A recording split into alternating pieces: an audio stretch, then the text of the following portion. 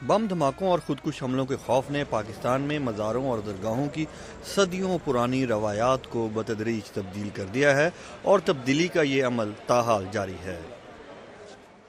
ये पंजाब के जनूब मशरकी शहर ज़िला पाकपतन में हज़रत बाबा फरीद मसूद गंज शक्कर का मज़ार है।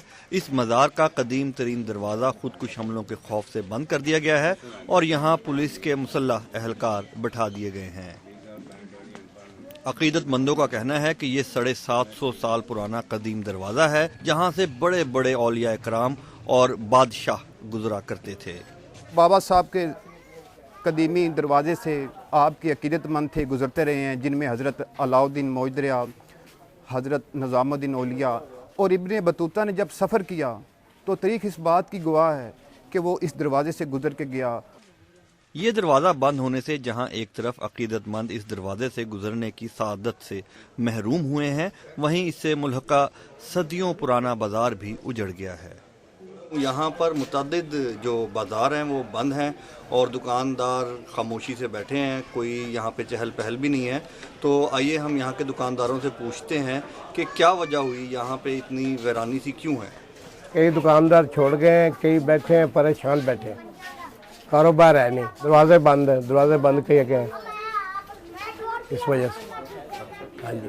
तो क्या नुकसान हो रहा है आपको? नुकसान हो रहा है जी, कोई कारोबार नहीं, भूखे मर रहे हैं, सुबह आते हैं शाम को चले जाते हैं, बच्चों के रोजगार नहीं।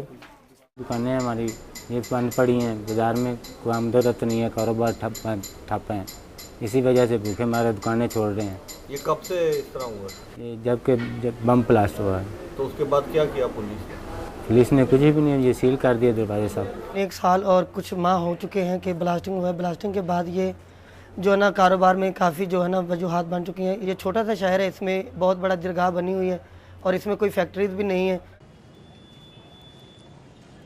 बाजार सिर्फ बाबा फरीद गंज शक्कर के मज़ार के इर्द गिर्द ही नहीं उजड़े, बल्कि तकरीबन हर बड़े मज़ार और दरगाह से ऐसी ही कोई न कोई कहानी जुड़ी है।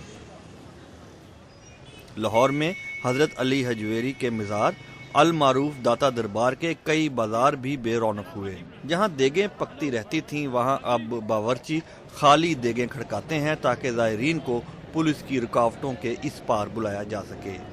तमाम दुकानदार परेशान ने, साडा कारोबार मुतासर हो गया, साडे गरीबां दी रोजी दे बहुत फर्क पिया है।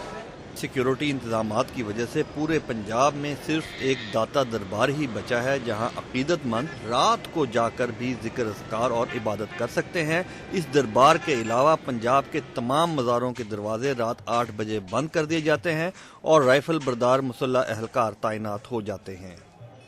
लोगों का कहना है कि इबादत में रात का वक्त बहुत ही अहमियत का हामिल है और कबूलियत के इस वक्त पर पाबंदी उन्हें हरगिज़ कबूल नहीं।